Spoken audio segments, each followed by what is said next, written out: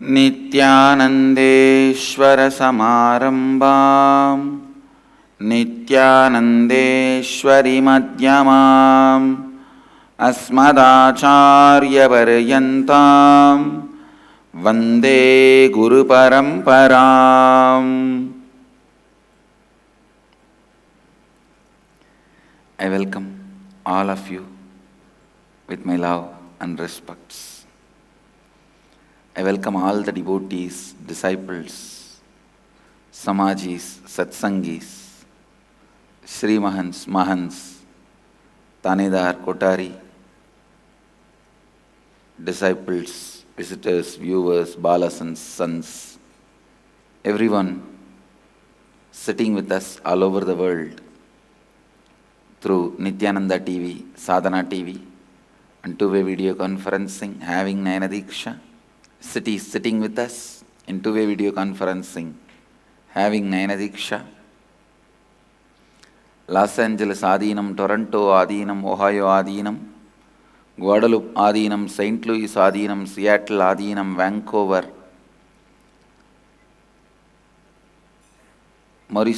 St. Louis Adinam, Kuala Lumpur Adinam, San Jose Adinam, Oman Adinam, Thiruvanmiyur Adinam, New York, Houston Adinam, Puduvai Adinam, Madurai Adinam, Dubai Adinam,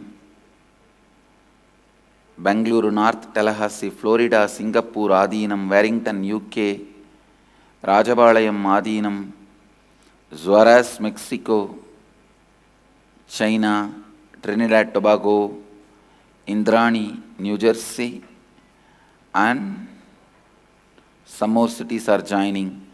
I welcome all of you with my love and respects. Today we are celebrating the 9th day of the Brahmotsavam, where we are celebrating the Devi's Digvijaya. She goes around all the 10 directions and conquers all the 14 worlds. Bhur Bhuvasuva Tapas Satya, Vaikunta Kailasa, all the 14 worlds she conquers. She actually conquers Kailasa other than Mahadeva. Except Mahadeva, the whole Kailasa has come under her control. So even Nandi was not able to handle her. Nandi gave up. She was almost about to conquer the whole Kailasa. Mahadeva stood in front of her and immediately she fell in love with Mahadeva and she realized her identity, that she is Devi, not just one queen. It is because she is Devi she conquered all the 14 worlds. And her avataric mission was realized by her. Then Mahadeva smiles at her and says, all right, go back to Madurai, I'll come there and marry you. Because of Mahadeva's assurance, she comes back and the Digvijaya is celebrated today. Devi is gracing on Swarna Nagavahana, the golden snake vehicle, which is embodiment of Kundalini Shakti. Let's receive her grace.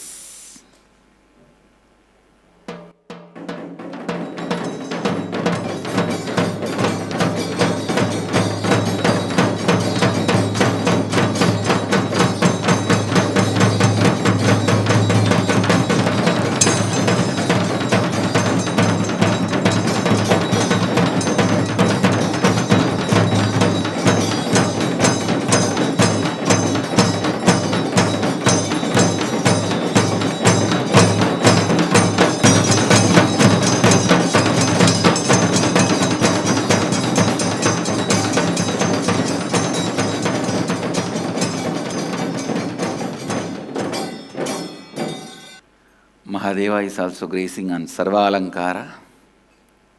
Evening we will be having Digvijayam.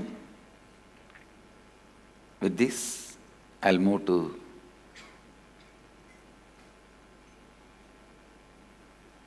tenth verse of the Ishavasya Upanishad. Please recite along with me. Anyad evāhur vidyayā.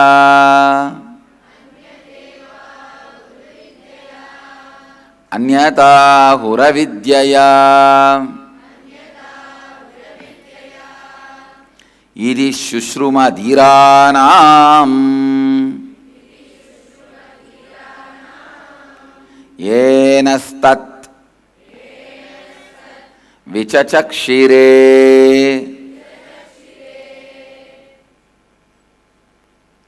I'll read out the translation. It is said that by vidya, the knowledge cognized from the right context of grasping the truth, consciousness, and the superficial knowledge acquired from the wrong context of grabbing, without cognizing the subtle truths, certainly a different result is achieved. Similarly, it is said that by avidya, the authentic actions and the ignorant actions, a very different result is achieved. Thus have we listened from those wise beings who have explained that absolute principle to us. Listen. Anyad evāhur vidyayā. Anyatā huravidyayā. Idi śuśruma dhīrāṇaṁ. Nastad vicacakṣire. Constantly keeping your seeking alive makes you grasp the truth. You will not try to grab them. Understand? For example, you see somebody melting down, overflowing. With that melting devotion, offers a bilva leaf to Mahadeva. And he is liberated. You see that, and then you also decide, yes, if I pluck that tree, leaf, and put it on this statue, I will have liberation. That is what is grabbing the truth. Understand? You are not grasping it, you are grabbing it. You only see the action.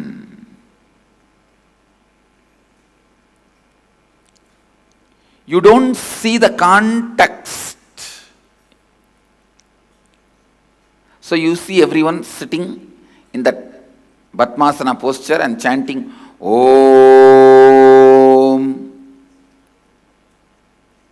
And all the Rishis enlightened. Immediately you also think, let me sit and do Ah. That is only grabbing the truth, not grasping. Grasping means understanding the context. All the problems everyone faces in the life is trying to trying to grab, not to grasp.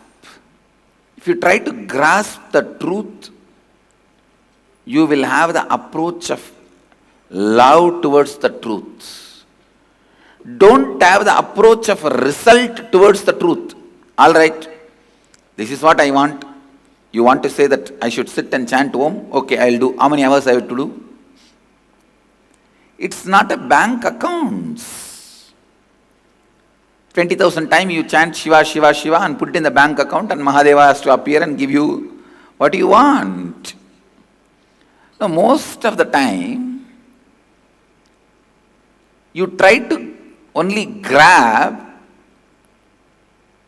You are asking, give a set of rules, standard instruction, give. I'll do that. If I can't, what should I do? Give the plan B, plan C. And understand, all the religions which caters to your mind, which tries to grab the truth.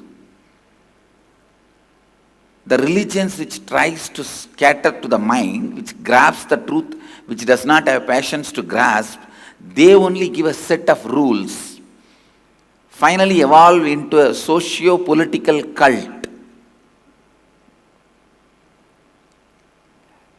Anything other than enlightenment, even the pleasure and luxury, which is the side effect during the enlightenment process in Hinduism, even the pleasures and luxury is the side effect, happens while you are traveling towards enlightenment.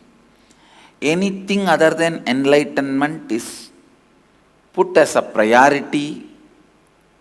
That tradition is not a religion, be very clear.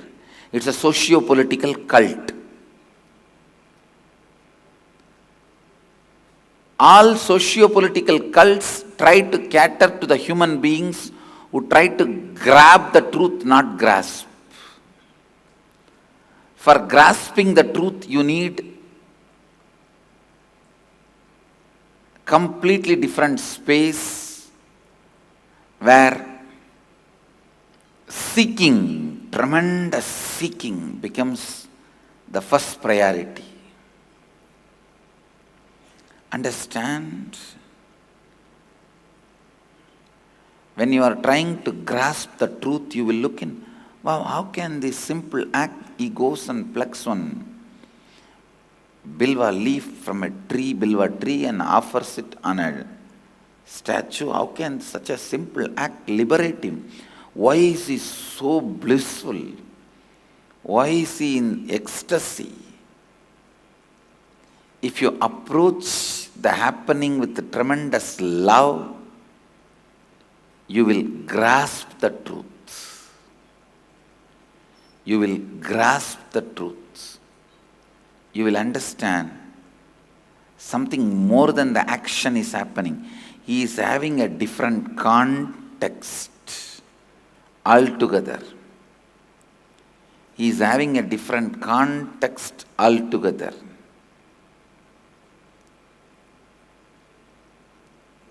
He is having some higher possibilities opening up to him.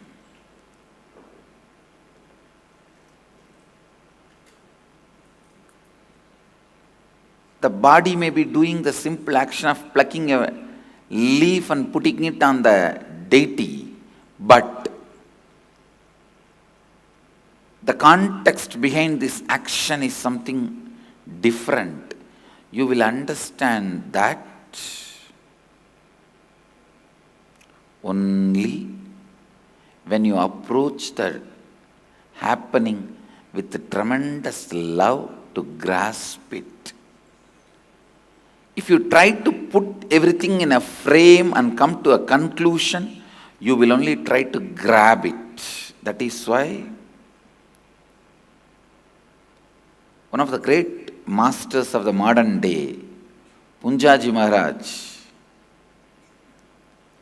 a disciple of Bhagavan Ramana Maharshi, or I can say follower, because Ramana Maharshi never initiated anybody formally. He says, I neither have a guru nor have a disciple. So he never accepted anybody as a disciple formally. So a follower of Ramana Maharshi, he beautifully describes to his disciples. Some of his disciples ask, you say enlightened beings don't have karma, what about your body movements and all that? Punjaji says, who says I am moving? I am not.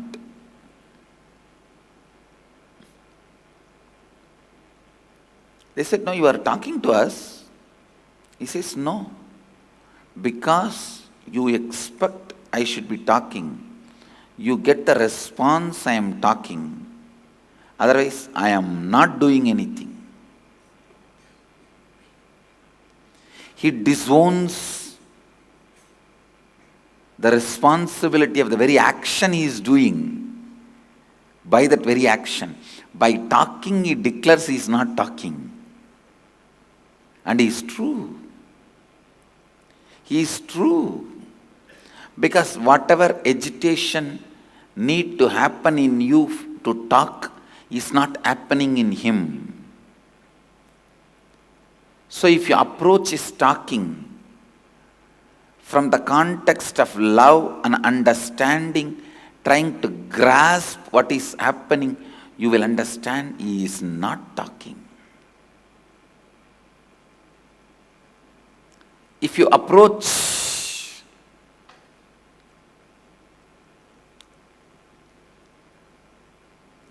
a master without passions, trying to frame him into your mold, your frame, trying to grab him as you want,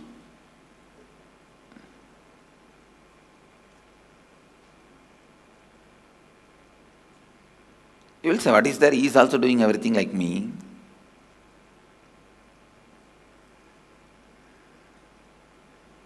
You will only be grabbing the truth.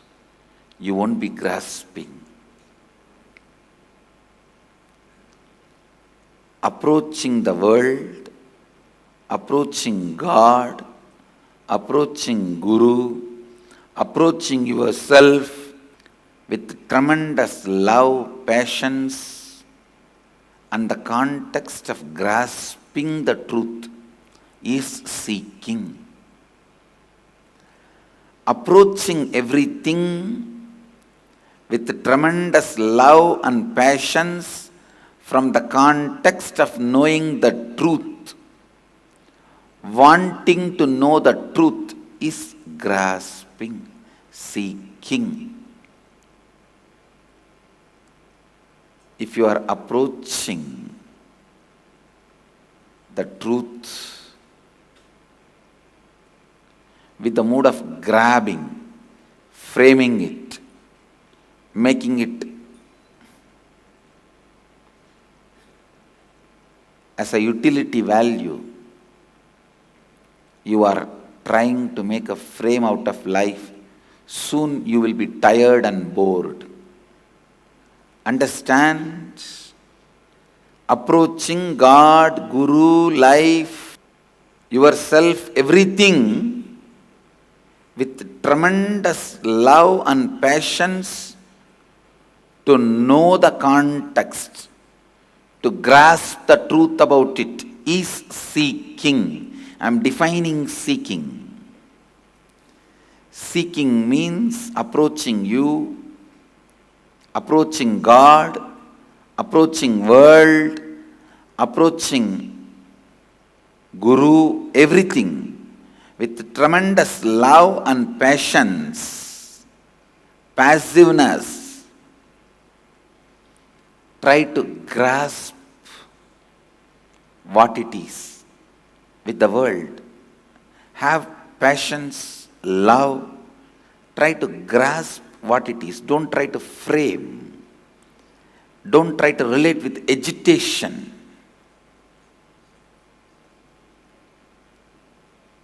With God, approach it with tremendous love and patience. Don't enter into him with a fear or a greed or an agitated mood. To Guru, try to approach with a tremendous patience, love, and see. Try to grasp what he is, not try to grab or put himself in a frame as you want. And even about yourself, try to approach with tremendous patience. Tremendous patience. What you need to achieve, what you want to do, what your plans and visions are, when they are becoming real day by day, when you are realizing them day by day, celebrate it. Approach yourself with tremendous love, patience, not with agitation, taking yourself for granted, taking yourself for granted. Understand? Anyadevāhur vidyayā, anyatāhur avidyayā iti śuśruma dhīrāṇaṁ nastad vicacakṣire. Again and again understanding the context and trying to grasp the subtlest truth of everything is seeking. Seeking means approaching everything with tremendous love and passions and try to grasp the truth and context, not grab, without cognizing the subtle truth, not grab.